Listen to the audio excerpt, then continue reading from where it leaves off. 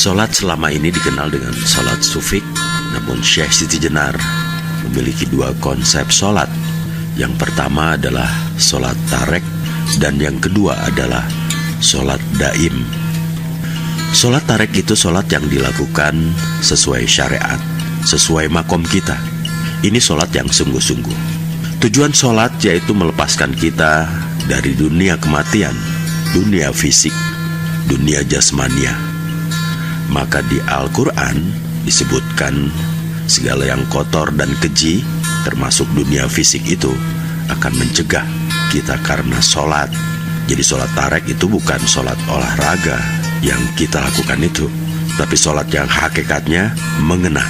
Kalau sholat kita semacam sholat tarek ini, kita akan terbebas dari alam kematian atau alam duniawi. Kalau kita sudah bebas dari alam duniawi ini, kita tidak terikat lagi oleh dunia.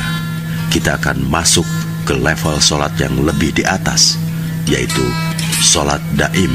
Kita naik tingkat dengan sholat daim ini. Sholat daim itu batin kita selalu dalam posisi dan kondisi sholat, kapanpun dan dimanapun. Ya, memang secara syariat, ya, intinya sholat untuk sholat. Kalau sholatnya bagus, tentu saja akan masuk pada jenjang sholat yang lebih tinggi, yaitu sholat daim. Bukan seperti sholat di masjid dan pulang kembali ke asal, kemudian berjamaah. Ya, jamaah sih jamaah. Begitu keluar dari masjid, aslinya kelihatan. Sholat sih rajin, tapi perilakunya juga kurang baik. Itu yang tidak diinginkan. Al-Quran itu tidak menyuruh kita melakukan sholat, tapi menegakkan sholat. Hidup kita harus tegak dengan dan karena sholat. Ya, memang ini agak berat. Selama ini memang kita masih menjalankan sholat. Hal itu yang dikritisi oleh Syekh Siti Jenar. Kalau bisa sih kita katanya naik ke sholat daim, yaitu batin kita selalu dalam posisi sujud dan posisi sholat. Dalam sholat itu kan kita merasakan berhadapan dengan Allah. Dalam sholat daim berarti batin kita selalu ada Allah dalam kondisi apapun, dan kita sujud. Hal ini pun memang agak berat, tidak mudah menjalankannya.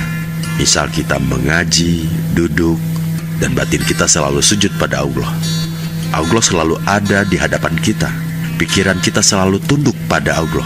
Ya, lagi-lagi ini memang agak berat.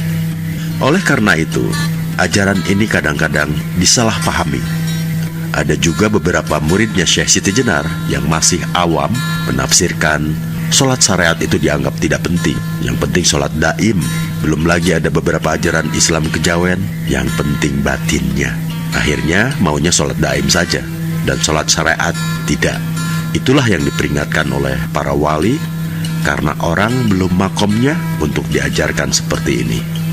Sebenarnya kunci dari hal ini adalah fisik kita, syariat kita, jadikan kendaraan untuk menuju batin.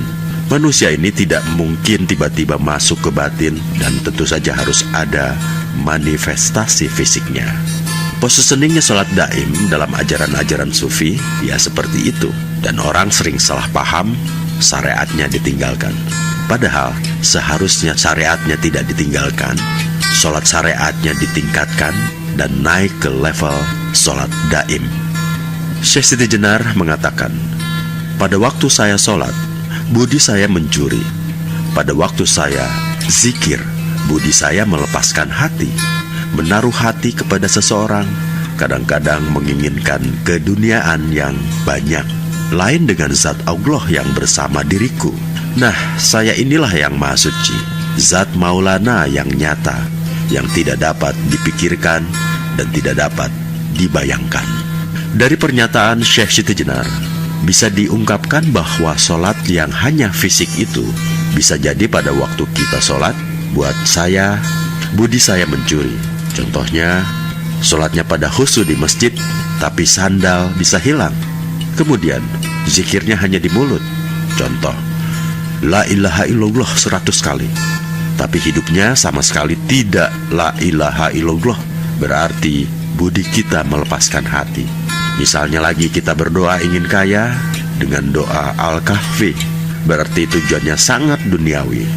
Hal inilah yang diprihatinkan oleh Syekh Siti Jenar. sholat sering, akhirnya berdoa untuk kepentingan pribadi, padahal Allah bisa memberikan hal yang lebih dahsyat dan lebih besar dari sekedar kepentingan pribadi manusia. Kadang kita tidak mengerti dari mana dan kemana, maka tidak mengherankan kita melenceng jalurnya. Harusnya tetap ilahi, hanya Allah sudah memberikan banyak jalan atau kendaraan kepada kita. Jika kita ingin ketemu Allah, gunakanlah sholat. Ingin harta kita bersih dan bisa dekat dengan Allah, pakailah zakat. Hanya saja, jalan dan kendaraan itu tidak kita pergunakan untuk jalan menuju Allah, tapi hanya jalan menuju dunia. Hal-hal itulah yang diprihatinkan Syekh Siti Jenar. Bagaimana agama dijadikan alat untuk dunia, ternyata masalahnya di sini.